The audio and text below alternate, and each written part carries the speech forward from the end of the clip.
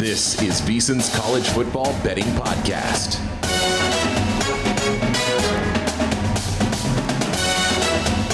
Welcome in another edition of the VSiN College Football Betting Podcast. I am your host from the D here in downtown Las Vegas, Tim Murray. You can follow me on Twitter at @1TimMurray. Joined, as always, by my partner in crime, Matt Youmans. You can catch the two of us on VSiN Primetime, as well as Jonathan Von Tobel. As always, please rate, review, and subscribe wherever you get your podcasts. Matt, coming off of a so-so week, a couple bad beats in there. We don't have to bring up the Baylor and Colorado finish, but we're ready to rock and roll. We're licking our wounds. All right, the preseason's out of the way, week 1 through 4. Now we're ready to rock and roll here, week 5. Yeah, you're at the D, and this feels like deja vu because a week ago we were saying we want winners, we want more winners. It's the same thing this week. Hopefully can start to win a little bit more. Had a couple of good plays last week, but again, under 500, need to turn that thing around. So let's go. We want winners. We want winners. Mike Singletary channeled inside of us. We're ready to rock and roll. We've got 4 games between top 25 teams on Saturday. So let's get it rolling like we always do as we break down the biggest games on Saturday.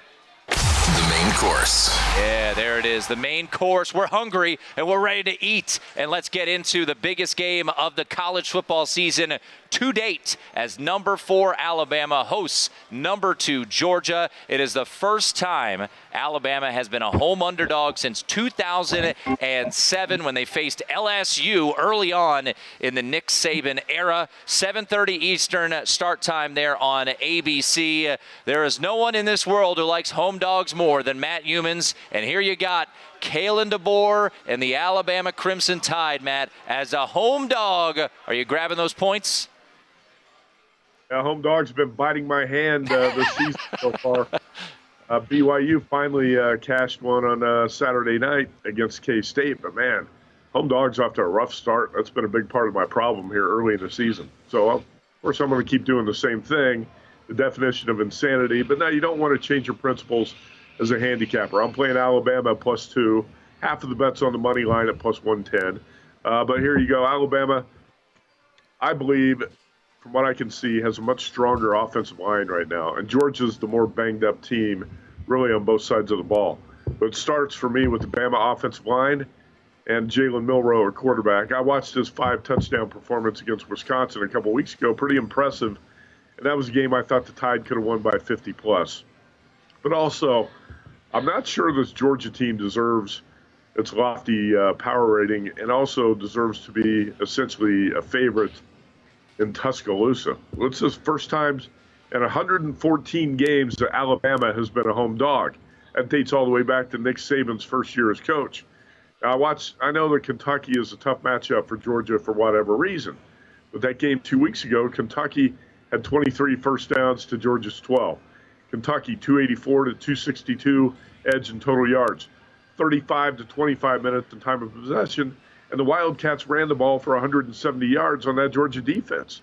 I like Bama here. I don't think it's going to be easy, obviously, but similar to that 27-24 Bama win when these teams met last season. So I'm taking the home dog again. We're recording this on Thursday afternoon here in Las Vegas, and as we sit here, the board is lighting up, not on the side, but the total over money hitting the market here as the number out to 50 at most of these shops. I did not play a side in this one. I did take a little flyer on Carson Beck to win the Heisman Trophy. I talked about that earlier this week with Adam Burke. 20-1 for me with a quarterback on the number 1 team in the country who still has games, as we will see on Saturday night at Bama. He has at Texas, he has at Ole Miss, and he also has a game at home against Tennessee and likely the SEC championship game. A lot of opportunities for Carson Beck. Jalen Milroe also much higher up on the odds board, around 7 to 8 to 1. So a big-time showdown, no doubt, in Tuscaloosa. Oklahoma State and Kansas State should be a great one, as both of these teams coming off of a loss. Oklahoma State losing to Utah, and Kansas State, much to our delight, Matt, late night we get BYU home. Unfortunately, I also stayed up late and watched the Liberty Flames rip my heart out as East Carolina, who led 17-0, could not get a cover. But I digress. Let's get into Oklahoma State and Kansas State. K-State here, Matt, is laying 5. Alan Bowman has not looked very good, and things haven't gotten right there for the backfield as well. So what is your take on Oklahoma State, Kansas State, as right now Kansas State is laying 5 here against the Pokes? Yeah, Tim, I waited for your angry text during the Liberty game Saturday night, and it never came, which is okay, but I noticed you were tweeting about it. So yes, you it was. Get the frustrations out there one way. So last week, one of our best bets was on BYU as a home dog against K-State. This week, one of my favorite plays is K-State as a home favorite here against Okla State. Now, it was 38-9. It looks like it was lopsided, and the score ended up being that way. But again, K-State outgained BYU 367-241. K-State ran the ball for 228 yards. Avery Johnson, the young quarterback, did have 2 picks. And it was, it's a tough atmosphere. Like I said all along, BYU's one of the strongest home field advantages in college football. And things just kind of spun out of control against K-State. Now, as far as the Cowboys go, Alan Bowman, veteran quarterback, seems like he's been around forever off a 2-pick performance. Ollie Gordon rushed for only 42 yards last week in that loss to Utah. And the Utes outgained Okla State 456-285. That was total domination. I know the score was tight, but it was domination by Utah.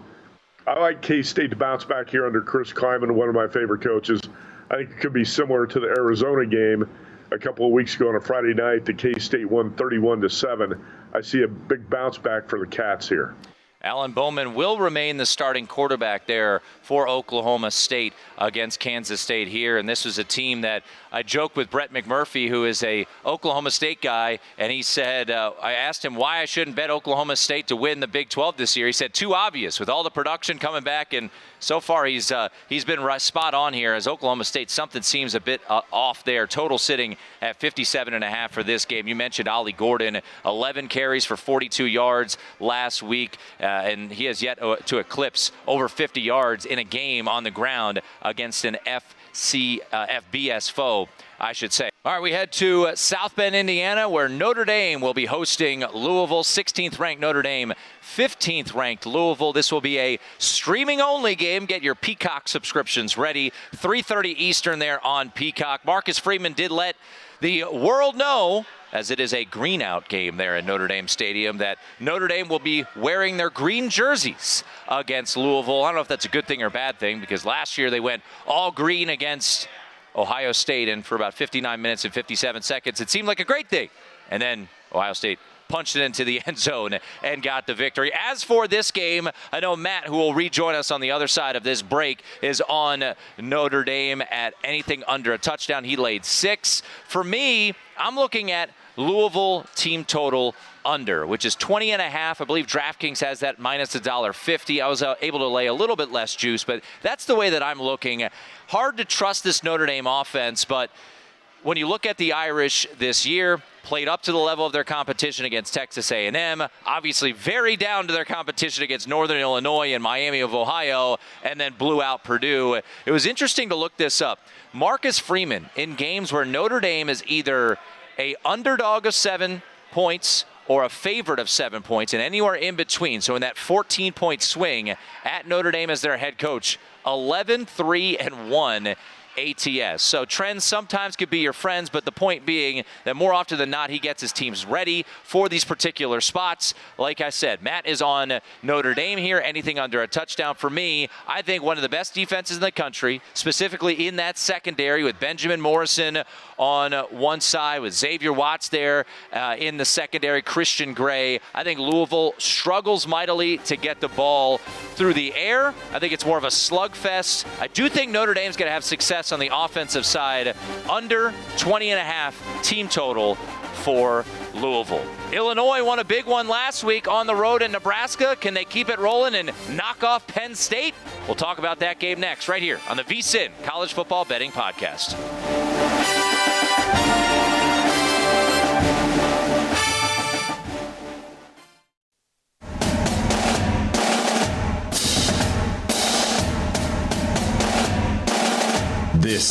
VSiN's College Football Betting Podcast.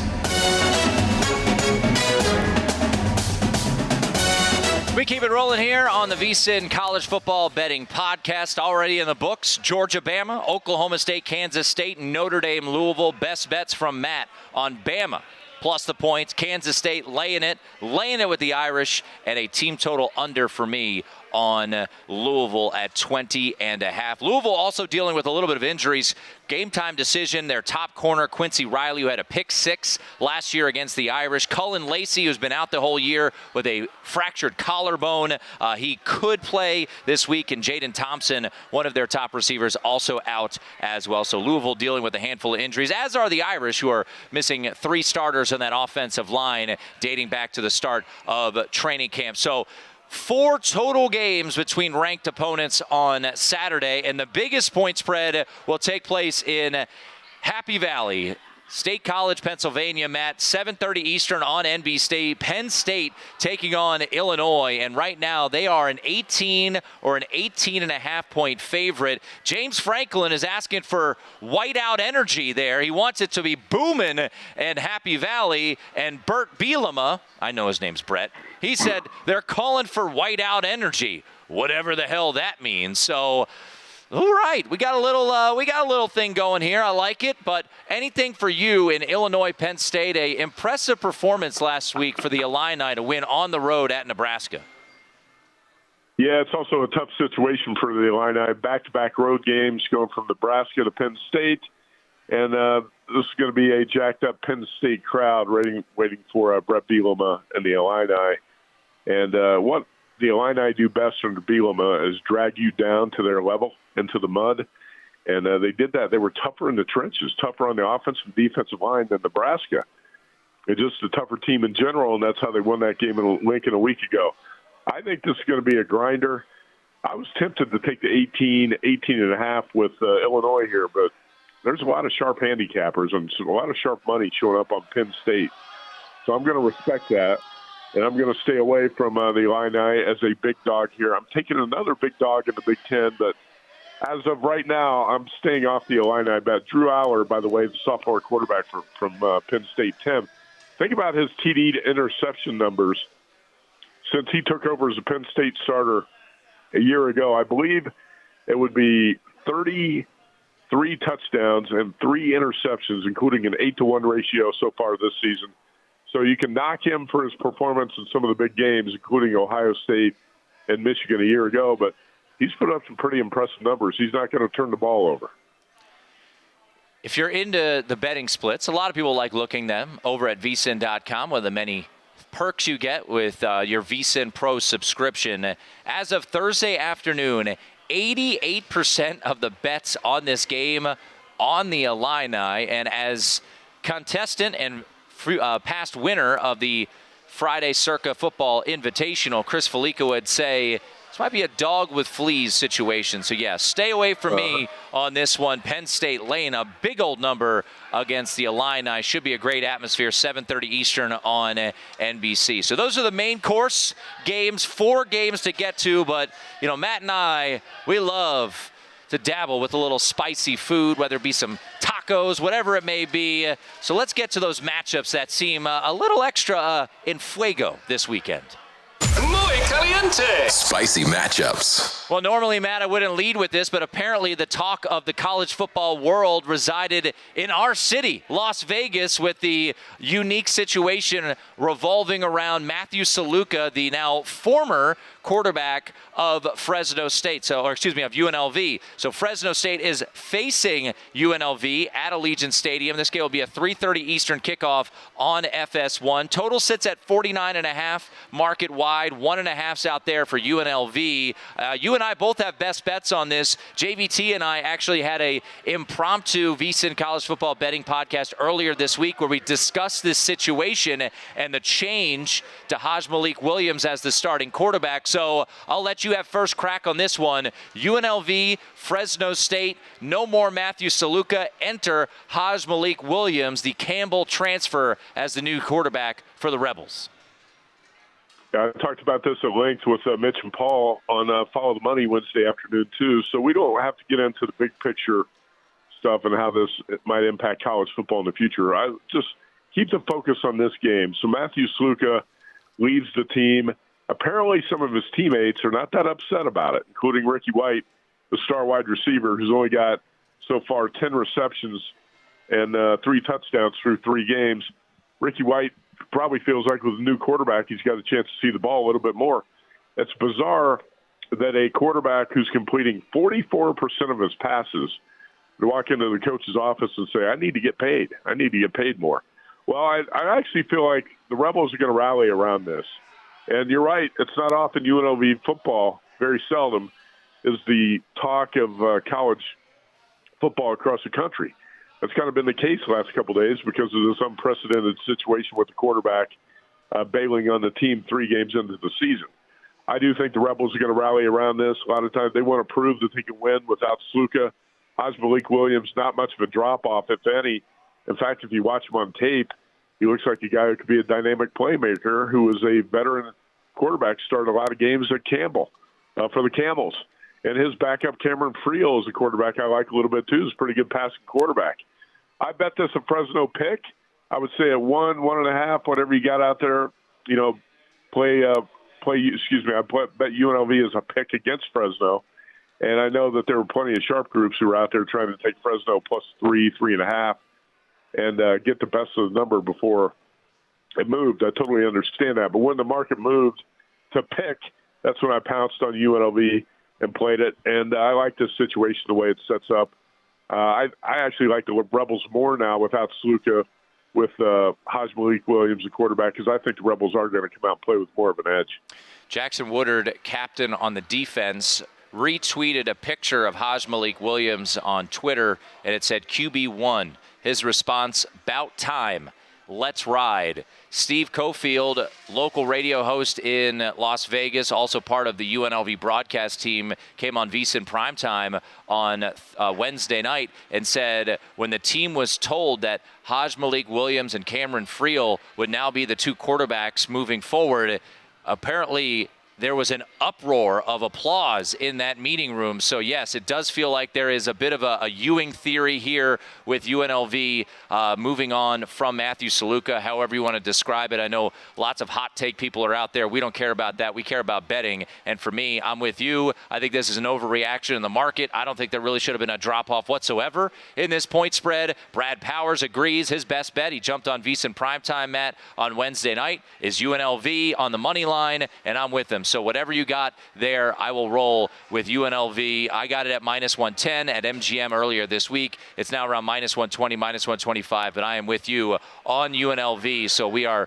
rolling with the Rebels here with a change at quarterback and Malik Williams. Should be a fun one Saturday afternoon at Allegiant Stadium. Same time, different network, CBS, 3:30 Eastern. In the Coliseum, USC taking on Wisconsin, and Wisconsin has been on the big stage just a couple weeks ago, and the Badgers lost their starting quarterback, so a big loss for them there. But now the question is, Matt, how do the USC Trojans respond after having their hearts ripped out in the Big House on Saturday afternoon? They were a 4.5, 5-point favorite, up 24-20. They do not get there. Anyone who had the under, like I did, that was a pretty gross loss to have, as there were multiple opportunities for that game to stay under. I digress. You tend to like the dog here in this spot. What are you looking at here with Wisconsin at USC? Number as high as 16 in the market.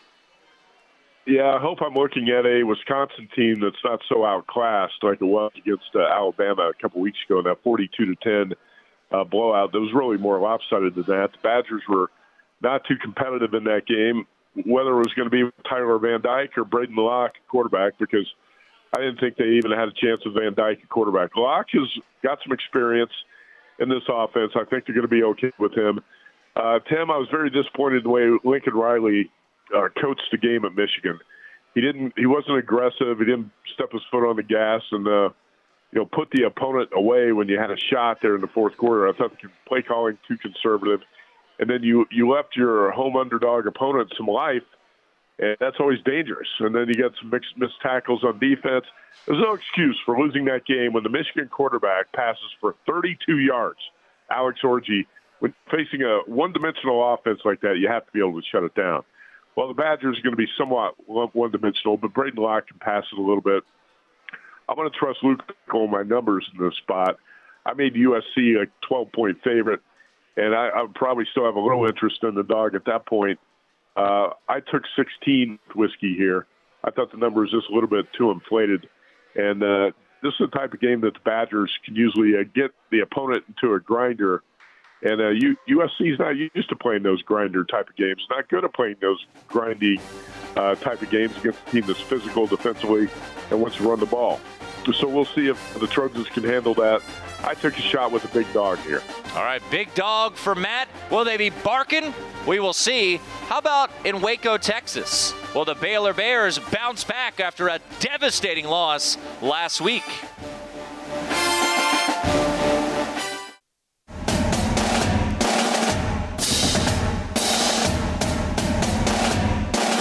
This is VSiN's College Football Betting Podcast.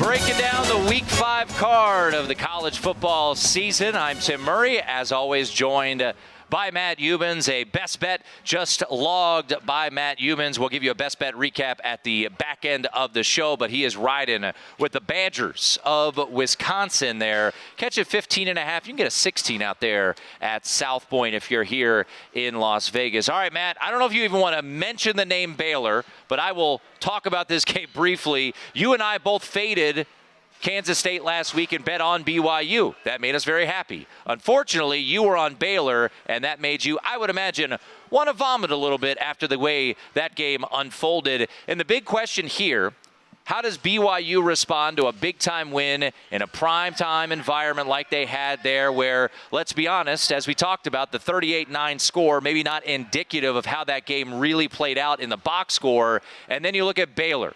You lose that game in devastating fashion to Colorado. How do you ultimately respond here against BYU? Or against Baylor, I should say. So noon Eastern, 11 a.m. Central Time. I think that Dave Aranda, Matt, gets the best out of his squad here in this particular spot. I think BYU feeling a little bit happy, one of just two undefeated teams in in the Big 12, I should say, moving forward. Ranked, got that fresh ranking smell. You know, I like to fade that a little bit like we saw last week with Northern Illinois, like we saw earlier this year with Georgia Tech when they went on the road to Syracuse. So I think this BYU team might be feeling itself a little fortunate to get that win with the punt return for a score and a scoop and score last week against Kansas State. Tricky spot to quickly turn around, go down to Waco. I'm going to bank on Dave Aranda's squad, not quitting on him and backing him here, and I'm going to lay the 3 with the Baylor Bears. Do you even dare look at Baylor anymore, Matt, after that disgusting finish to the game last week? Tim, you said that with such enthusiasm, like you took some enjoyment out of it. You know what?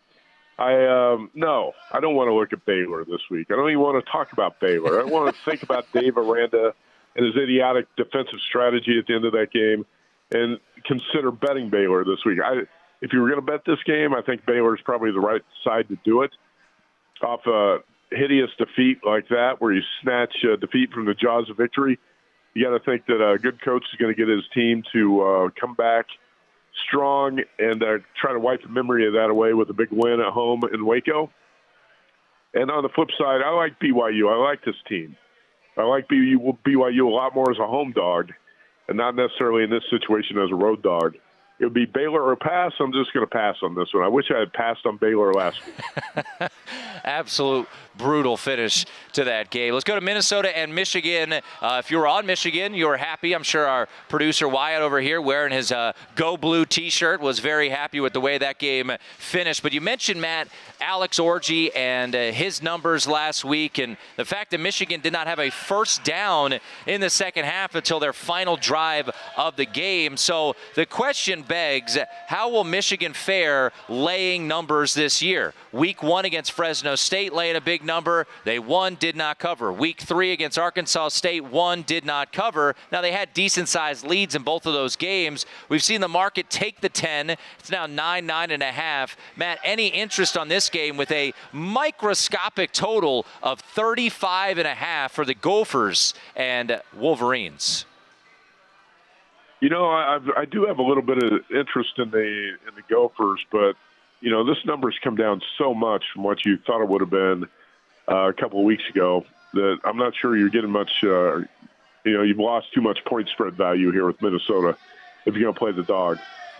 Max Brosmer, a decent quarterback for the Gophers, 65% completion so far, 5 touchdowns. He's been picked off 3 times, sacked 8 times. Minnesota got dominated, which was one of my few winners last week at Iowa at Minnesota. Gophers got dominated and steamrolled by the Hawkeyes in the second half a week ago. Might be a bit of a hangover effect from that game, but really what I took away from it is that this Minnesota team is not that good. And I'm not sure Minnesota is a team you want to bet in the big house this week, even getting the points if you're not getting double digits. I think this Michigan team, and this is no disrespect to what Michigan's accomplished in recent years, it's pretty obvious it's living off the reputation of the last couple of years, and this team is phony. And Michigan's going to take some losses here down the road, Tim, but it's probably not going to happen this week against Minnesota. And by the way, when are we going to see the Wolverines play a road game? Do they have any road games on the schedule? I don't know. I think that's a nice little scheduling quirk there for the Wolverines. They do head to Seattle next week to take on Washington for a primetime game. But, yes, the whole month of September they got to play there in Ann Arbor. I was interested in Minnesota earlier in this week in double digits, but right now at this price, not going to play it. But I think Michigan is a team hard to back as a favorite, especially with that low total. Staying in the Big Ten, let's go to the Big Ten Network, noon Eastern, a game in which you and I both have a win total bet. We are both on Indiana over 5.5 wins, as is Wes Reynolds, the pride of Indiana. And they've already got 4 wins, so we're feeling pretty good about where we sit for this win total. But, Matt, I was listening to a college football podcast earlier today, and the question that was posed was, can Indiana be undefeated going into their November 23rd showdown against Ohio State? We are getting a little bit over our skis on Indiana. I like me some Kirk Cignetti. He wins. Just Google him. But for the love of God, let's pump the brakes a little bit on this program here. They've gotten off to a great start. They're 3-1 ATS. They're only non-cover week 1 against FIU, the Fighting Pit Bulls, and they could not get that as a 25.5-point favorite. They won by 24. But Maryland's not a bunch of bums. And interesting to look back to last year. I know it's a complete changeover of coaching staffs. Tom Allen out, Kirk Cignetti in. But, Matt, last year in College Park, Maryland was laying 14.5, won by 27, and now they're catching 7 here against Indiana. Now, we've seen some big market movements all from some of the summer game of the year lines to now, and some of those have come home. You look at Tennessee, Oklahoma, Texas, Michigan, etc. But I think Maryland's got a chance, especially as a full touchdown underdog. I like Billy Edwards. I think he's a solid quarterback. This team probably should be 4-0 if they don't cough it up late against Michigan State. I know that doesn't look like a very quality loss there at home, but I'm going to fade this love on Indiana, and I'm going to take a full touchdown here with the Turtles on the road at Indiana. I mean, you make a good case for it, and I understand that case completely because if you look at what the Hoosiers have done so far, they've blown out Florida International, Western Illinois, UCLA, which is a bad team, and Charlotte. So it's going to be a bit of a moment of truth here for Indiana to find out how legitimate is this team. Can you lay a touchdown at home against Maryland and cover that type of number? And I actually laid a little bit less than 7 this week with the Hoosiers. I laid 6 on this game. 6.5, sorry. I laid 6.5 on this game. But I believe in Kurt Cignetti and this Hoosiers team. And I do think they're going to roll over some of these Big Ten opponents that are coming up here on the schedule. Curtis Rourke makes a huge difference at quarterback. So far, 75.5% completions, 8 touchdowns, no picks. He's only been sacked 2 times. Hoosiers also have a running game. They got a competent coach. They have a lot of confidence. Tim, I certainly understand the case of taking the Terps on the points. I think, like I said, this is going to be a bit of a judgment game for the Hoosiers. We're going to find out how real they are. I think they're real to a certain extent. This is going to be interesting here, but I laid less than 7 with Indiana. Yeah, it's going to be one that could have some weather with Hurricane Helene possibly bringing some rain there for that game. So certainly something to keep an eye on. All right, one more game, Matt, before we hit a break.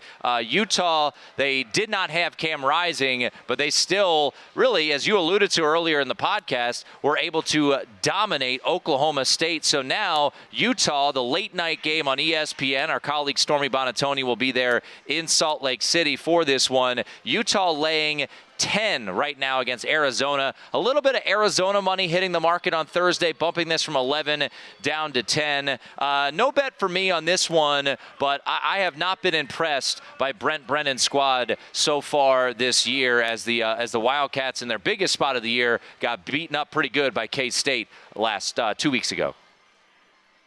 Yeah, I'm not going to play Arizona here either. In fact, I've said this about Brent Brennan a lot of times. He's a decent coach. He did a nice job turning around a bad program at San Jose, but he makes a lot of game management mistakes, and his teams aren't always the most prepared for games. And again, Utah, I was very impressed last week without Cam Rising to go to Okla State and outgain the Cowboys 456 to 285. So I don't want to jump in the way of this Utah team right now. And Arizona's going to win a few games here down the stretch. You get some big-time talent, and I'm just not sure it's going to be this spot, and this is a stay away for me. All right, we have some more games to get to. We got to rapid fire through some of these contests. We'll get to letdown spots. We will also get to the game on the Smurf turf, one of my favorite games of the week. It's a late night game. You know, Matt and I love those late night games. Washington State and Boise State. Will we have a live dog in Boise, Idaho, as the Cougars rolling in there with an unbeaten record? It is the VSiN College Football Betting Podcast.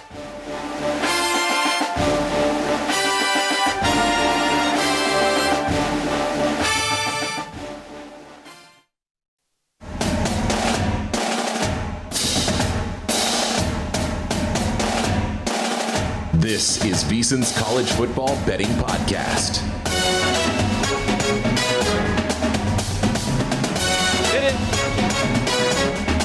It is the VSiN College Football Betting Podcast. I'm your host, Tim Murray, joined as always by Matt Youmans. We'll get to our best bet recap here in just a little bit, but more games to get to, including a late night affair on the Smurf turf out in Boise, Idaho, as freshly ranked Boise State, number 25 in the country, hosts Washington State. And this game, I cannot wait to sit down and watch it on Saturday night. And I was a little confused, Matt, why I saw some under money hitting the market earlier in the week, and it feels like it might have been that dummying up situation, because now here comes that over money back into the market. So right now we sit with the number sitting Boise State 7, total 64.5 of 65 out there. John Mateer, if you haven't seen him, he is a treat to watch, the quarterback of Washington State. He has put up some monster numbers. We saw him last week against San Jose State, lead them back to victory. Now, he'll make some mistakes as he threw an overtime interception, I should say, but this guy has thrown for over 1,100 yards. He's rushed for over 100 yards in 2 games against Texas Tech and San Jose State. I think this Boise State defense can be had a little bit. That said, I don't know how many stops the defense is going to get for Wazoo against this offense led by Ashton Jeanty, the superstar running back there for the Boise State Broncos. So, Matt, for me on this particular game, late night, you know, you and I like to play dogs, and we like to play unders more often than not. I'm going to take a dog in Washington State. I was able to get 8 earlier this week. 7's okay, but still would like that hook, and you might still get it before kickoff. But I'm going to take the over here as well. I was able to grab 63.5, and the money's starting to come back in, which makes me feel a little bit better. But I'll do a half unit on the over, half unit on the dog here, and what should be a really fun game with New Year's 6, or I should say college football playoff implications, with Boise State right now kind of in the driver's seat for that G5 bid. Yeah, I agree. And I actually think a bet on Boise State to win the Mountain West would be a smart bet at this point. And I like this Boise team. I'm not going to lay the points here. I'm probably not going to bet the over, but that's the way I would look on the total. It looks like 63.5 is low in the market out there. And this Washington State team has played some entertaining games so far. Portland State, Texas Tech, Washington, and San Jose should have lost the game to the Huskies. I only say that because I thought Washington really screwed up the end of that game down there inside the 10-yard line. How about last week against San Jose, the 54-52 two-overtime game? That was one that San Jose let slip away, is going to regret for a long time. So the Cougars pretty fortunate to be 4-0, Tim, going into this game at Boise State on Saturday night. I think this is going to be a really entertaining game. I'm not going to take a side. If I do bet it, I might end up playing this over the total of 63. But there's a lot to like about this Boise State team. And not just Ashton Jeanty, who's averaging 10.5 yards per carry and has 9 rushing touchdowns so far. Maddox Madsen, if I can say that, has been a pretty effective quarterback. And I like this Boise team, too. I think to win the Mountain West and probably to win this game, but I'm not crazy about laying this 7. Yeah, and the numbers come down a little bit. So 7, certainly the buy point for me, the lowest I would go. I do think we talked about this on VSiN Primetime too, with the high total. This has every makings of grab a cocktail and live bet this one, because you're probably going to get some good numbers on this game, maybe on both sides. All right, couple letdown spots to run through here. We talked about some of them, and let's just hit through them, and we'll do 3 at a time, stop, and then get some thoughts here. So Michigan laying 9 against Minnesota last week, the come-from-behind win over USC. Do we see a little bit of a letdown here for Michigan? We talked about this game earlier. BYU, they're down to a 3-point underdog, which is the buy point for me, at Baylor, coming off of their 38-9 win over Kansas State. Baylor, a best bet for me. And then, Matt, sorry to continue to bring it up, but what do we do with Colorado off of a Hail Mary to force overtime? Then Travis Hunter forces a fumble as Baylor goes into the end zone. They storm the field. UCF coming off of a bye. Big noon kickoff is going to be in Orlando. There's going to be a lot of hype going on there at the Bounce House. UCF laying 14 against Colorado there, coming off a bye. So certainly a good situational spot for UCF on that one there on Saturday afternoon. Yeah, this Colorado-UCF game certainly feels a lot like the Colorado-Nebraska game a couple weeks ago. And that was one where the Cornhuskers got up 28-0 at halftime, looked like they were going to win by 50. And they kind of just played around the second half and won 28-10. 14's too high of a number for me to lay here with UCF. I do like UCF to win the game and possibly big, but I'm not going to lay those points. And the other 2 games, I think you said it, it's got to be the bounce-back spot for Baylor. And I would like to fade Michigan, but I don't think Minnesota's a team I want to do it with. I do see some spots here coming up, like Washington next week, where I think we can bet against the Wolverines, but I don't want to take less than 10 with Minnesota. All right, 4 other games has potential letdown spots. SMU laying 6.5 against Florida State. They beat TCU last week in the Iron Skillet game. SMU pretty happy about that. Sonny Dykes, head coach of TCU, gets ejected from the game. After the game, Rhett Lashley tweets out a picture of him cooking eggs in an iron skillet.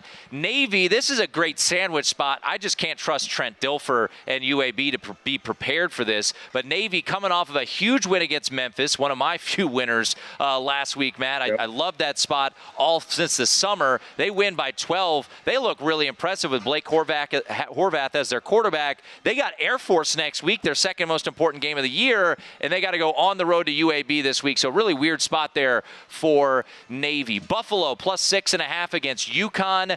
They beat Northern Illinois. Really had no business winning that game. They get the win in overtime. And then James Madison put up a 70 spot on North Carolina, and they are taking on Ball State today. So very interesting spots there. That number, James Madison laying 20.5. For me, Matt, of these 4 games, I'm going to tail Brad Powers. One of his favorite plays of the week is UConn laying 6.5. I wrote up UConn for the VSiN College Football betting guide, I should say. I really like this UConn team, and they've looked the part so far this year.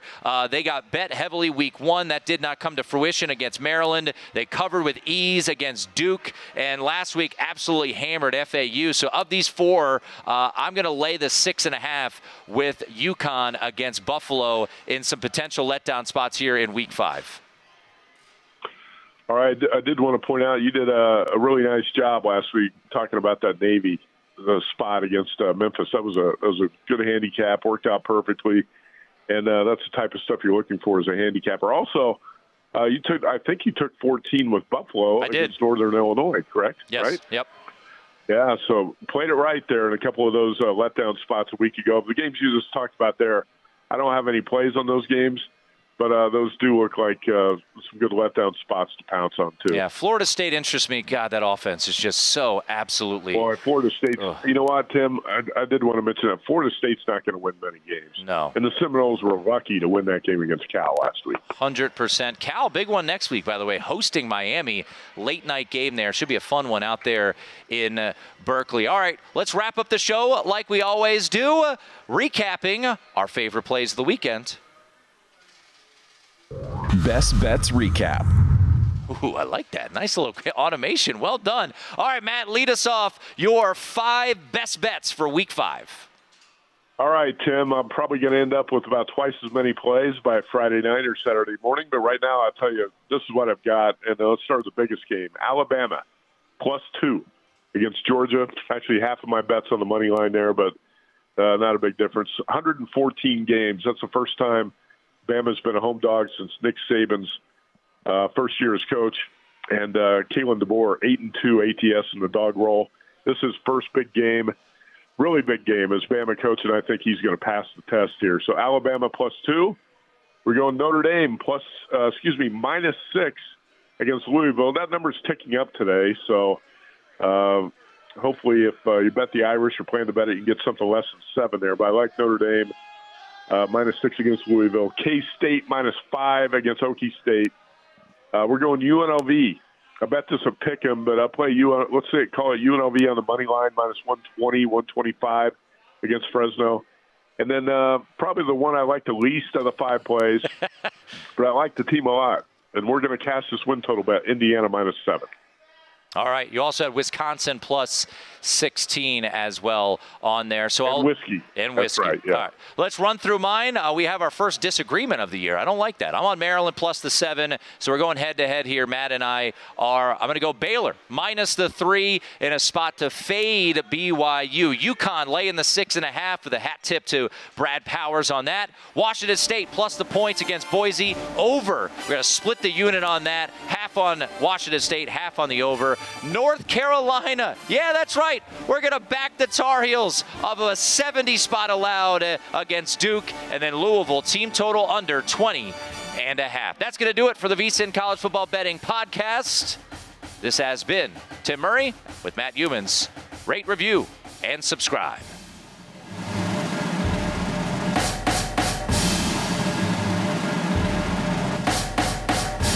Thanks for watching, but don't let the betting insights end here. If you want an extra edge this football season, you can get a month of VSiN Pro right now absolutely free. That means access to our betting insights, analysis, and tools like our betting splits at 0 cost to you. Click the link in the description to sign up.